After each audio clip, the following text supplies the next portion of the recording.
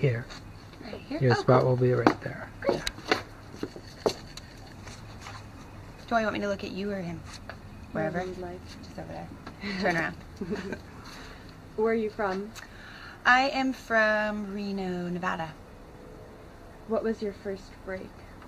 My first break? What do you mean? Sorry. Like My first break, I will take a time out break or musically. Oh, musically. Our first break.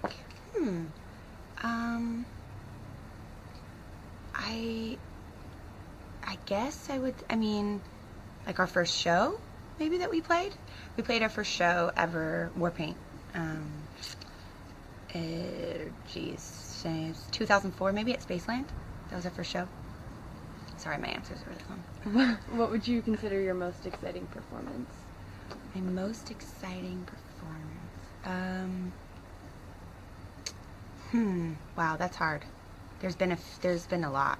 We've been on tour for a while. I would say any time that we go to South America or Mexico City, because the audience just goes bonkers and it's really fun. How do you feel about this career? I feel lucky to be doing what I love. Yeah. How did you decide to become a musician? I had always grown up, I grew up playing music kind of on and off, like piano a little bit, singing some, I did choir in elementary school, but I didn't take anything really seriously. And then it was around my 19th birthday. I was home visiting, went back to Reno to visit because I'd already moved to LA, and I wanted to play an instrument, and I didn't feel like playing drums because it seemed too involved, and I didn't really have any desire to play guitar, so I decided to play bass. And my friend had a bass for me, and he had a practice amp, so it kind of worked out perfectly. How would you describe your specialty or style? My specialty or style? I would say that maybe a little funky, kind of. A little funky, maybe fluid, groovy. So really parental words to describe some music, but I guess that's how I would do it. Who is your favorite musician who you look up to? My favorite musician who I look up to? That's hard. Well, I love Bernard Edwards. He's a bass player. He's not alive anymore, but I really, really, really love his bass playing. Jaw Wobble is also a bass player. I love Susie Sue. Robert Smith's guitar playing is pretty amazing. God, the list goes on. That's 4. What would your ideal job be? My ideal job, I feel like I'm doing it. But if I wasn't a musician, then I would probably be just something with art and painting, making clothes. I like to do that stuff on the side. Or cutting hair. I like cutting hair. Do you consider yourself to be lucky? Yes, I do. I feel like, I guess luck is relative. I've worked pretty hard to be where I'm at, but I feel lucky in the sense that I get to do what I love to do. What advantages do you have? What advantages do I have? These questions are fun. Shoot, what advantages do I have? I don't know. I don't know how to answer that question. I would say maybe I'll just talk about I just put out a solo record, and I think maybe the advantage I have with that project is that I've already sort of become somewhat established in another band, so I think I have an advantage with that. At least people know, have an idea who I am, which is nice when you're starting out something new. Would you rather have a car or a diploma? Whoa. A car or diploma? Shoot.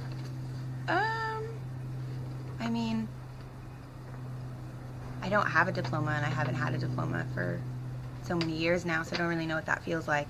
I do have a car, and I do love my car. I guess because I've had a car for so long and I haven't had a diploma, I'll change it up. I'll have a diploma for this round of life. What do you think about the need for instant gratification? What do I think about it? I'm a person who very much needs instant gratification. I think I always have been. So,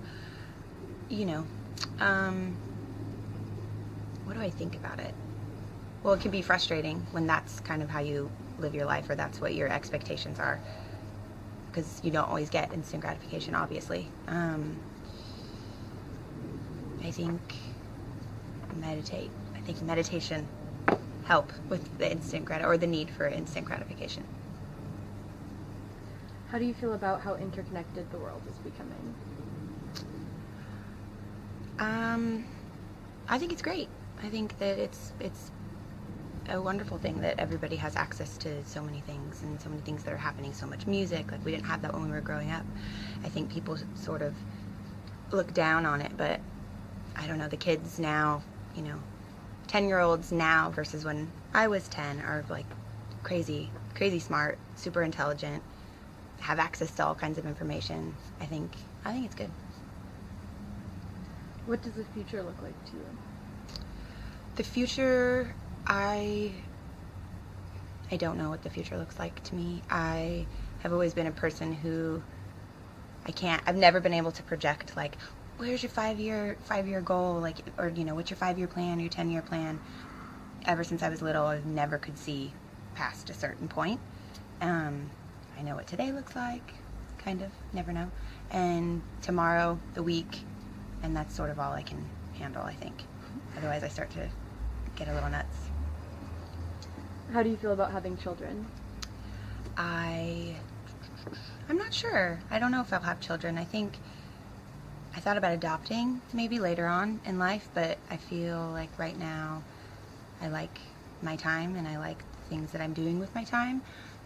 I haven't had them yet, so I don't know if I'm going to.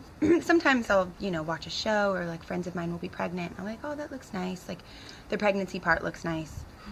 But then, I'm not sure. I'm sure if I had a kid, I would be overjoyed, but it's not. I don't know. I'm just not sure if it's going to happen. What challenges do you feel the world is facing today? What challenges? Oh, God, lots of challenges. I think that every person, at least challenges that I can sort of understand and have a grasp on. I think every person in the world faces personal challenges, internal conflicts. Either, people aren't very happy, or they've got issues that they need to deal with and work out, and I feel like it all starts and stems with each person individually. And I think that's like the main problem, obviously, just like how people feel about themselves, and then obviously that expands into a greater evil, or a large, massive destruction. But I think it starts with ourselves. What is your favorite way to communicate? My favorite way to communicate. Well, I love talking, but I have to say, as annoying as texting is, it's also so, like, just get to the point. It's really easy. You don't have to, like, say you're arguing with someone.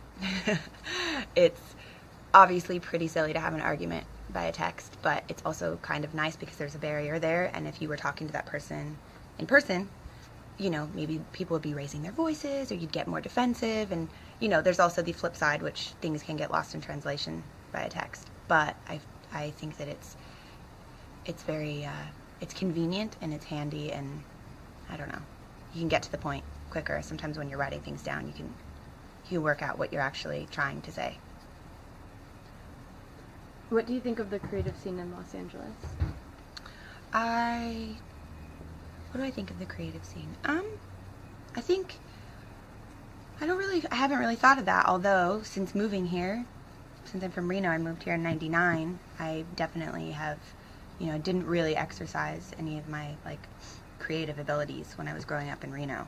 I had a lot of energy, but I wasn't really doing anything with it. And the minute I moved here, I felt like, I felt like I could do pretty much anything.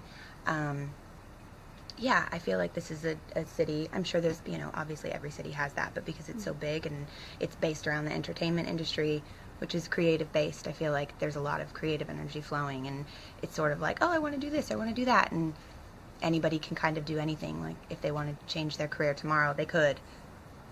I think that's good. It's nice to have options, and it's also inspiring.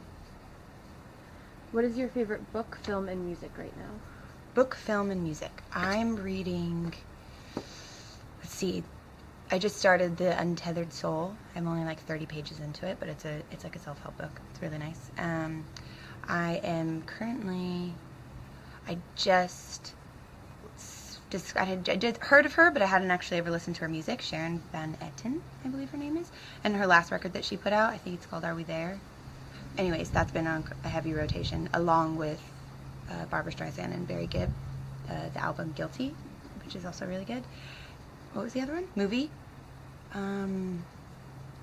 Shoot, I'm an episodic person, but let's see. What's the last movie that I watched that I really loved?